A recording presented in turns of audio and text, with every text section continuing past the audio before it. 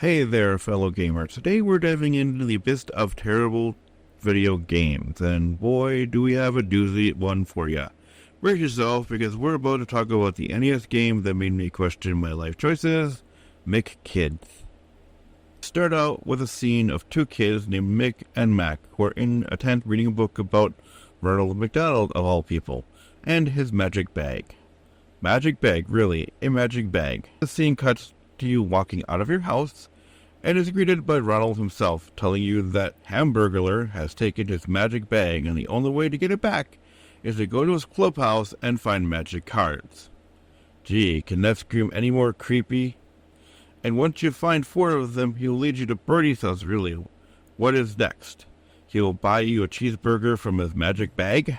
So once that is done, you are taken to what looks like a rip-off of the map screen from Super Mario 3, and you'll have to start in the first level of the game.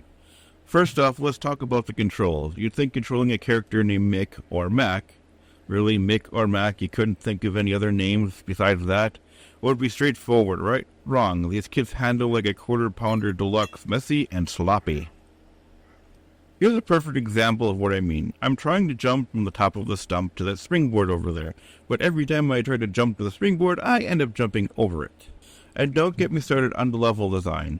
It's like the developers took a bunch of platforms, slapped some McDonald's branding on it, and called it a day.